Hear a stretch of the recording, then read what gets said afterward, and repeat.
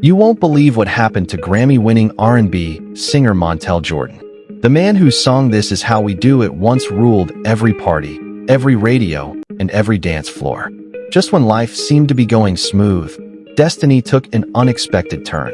Montell, known for his faith and his joyful spirit, had suddenly found himself facing something no one could ever prepare for: the return of cancer.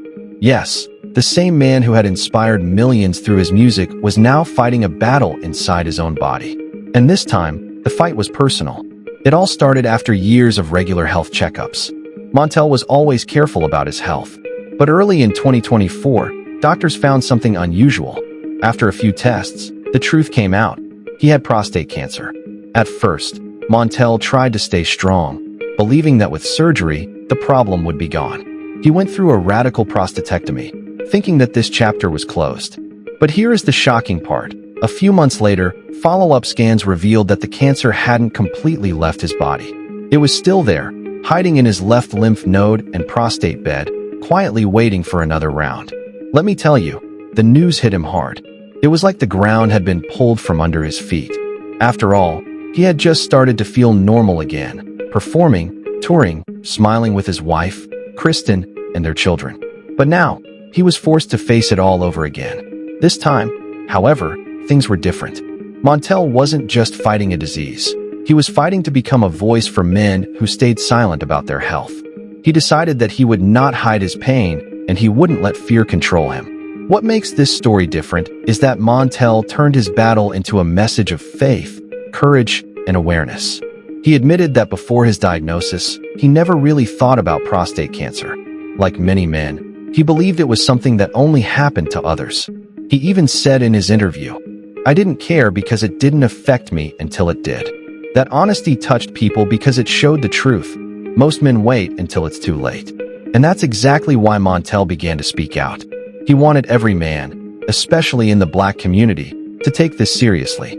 The craziest part was that even while struggling with the return of his cancer, Montell was preparing to start proton therapy, a very specific kind of treatment that uses targeted energy to fight the cancer without harming the rest of the body.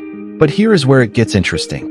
Despite the fear and the pain that came with each test result, Montell's faith never shook. He said he was in the mud, in the thick of it, but he still believed that God had a plan.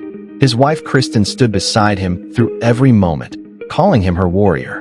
Together, they prayed, cried, and planned their next steps. Montell said something that moved everyone. "I don't need anyone else to carry my cancer. I just need them to help carry me." It showed how strong yet vulnerable he was. Not just a celebrity, but a man trying to stay hopeful in the face of darkness. Days before starting his proton therapy, Montell shared that he would have to go through 37 sessions, 5 a week for more than 7 weeks straight. It was going to be intense, but he wasn't backing down. He said that each session was a step closer to saving not just his own life, but also the lives of men who were watching his story unfold. He even made a public plea asking every woman to push the men in their lives, fathers, brothers, sons, husbands, to get screened. "Don't wait," he said, "because early detection saved my life once and is giving me another chance again." Behind the scenes, Montell and Kristen were also working on their self-funded documentary, Sustain the Movie. This was not a typical celebrity film. It was real, raw, and painful, documenting Montell's cancer journey in real time. From his diagnosis in January 2024 to his upcoming treatment, every part of his story was being recorded. And the reason was simple. Montell wanted to use his voice, his platform, and even his fame to bring awareness to something that most men avoid talking about. He believed his purpose was bigger than the pain he was going through. He often reminded people that this fight wasn't just about him. It was about family, legacy, and faith. Kristen said that during every treatment, they had friends and believers fasting and praying for him. She called it a fight of faith, not fear. Montell knew he wasn't alone, and that gave him strength. Every word he spoke, every prayer he whispered became a message of hope for others walking through the same darkness. But even with all that hope, there was still an invisible pressure, the emotional weight of fighting a disease while being in the public eye. Montell's journey was never just about medical treatments or hospital visits. It was about faith being tested in real time. After the shocking news that his cancer had returned, Montell could have chosen silence, but instead he opened up his heart to the world. That decision came with its own struggles. Behind the smiles and encouraging words, there were nights of fear, pain, and endless prayers. Kristen, his wife, later shared that for almost 4 months, they kept the diagnosis to themselves. They didn't tell anyone, not their parents, not even close friends. They needed time to breathe, to think, and to find strength before letting the world in. When they finally decided to tell their family, they did it with tears and courage. Each conversation was different. Telling their parents was emotional.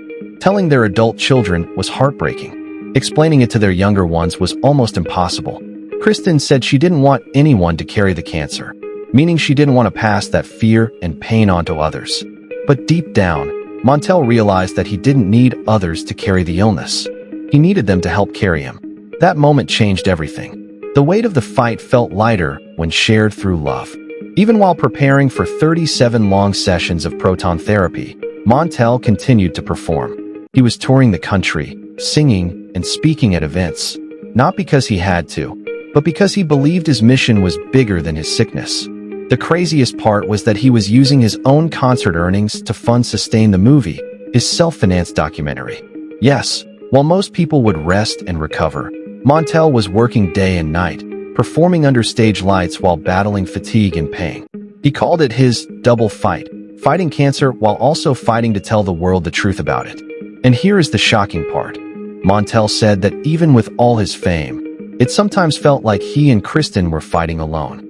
The medical bills, the emotional pressure, and the physical pain were all overwhelming. But in the middle of all that, they found their strength through prayer. Kristen would gather groups of people to pray and fast during each phase of his treatment. She said every prayer felt like armor protecting Montell as he walked through the storm. "This isn't a solo fight," she said. "We are carrying it together as a family, as a community, and through faith." Montell also began speaking directly to men, especially black men, urging them to get checked for prostate cancer before it was too late. He said, "I'm in the mud right now. This isn't from the other side. This is me in the thick of it telling you, do what you need to do, because your life matters to me as much as my own." Those words hit deep because they didn't come from a man who had already won the battle. They came from someone still fighting it. That honesty made his message powerful. He started appearing in interviews, including one with blackdoctor.org, where he spoke openly about his fears and faith. He wanted to make sure that no man ignored their health simply because they were afraid. He told women, wives, sisters, mothers, to lovingly push the men in their lives to get tested. Men won't do it on their own, he said. Sometimes they need someone to push or pull them, because that push might save their life. It was a raw truth that too many families understood only after tragedy.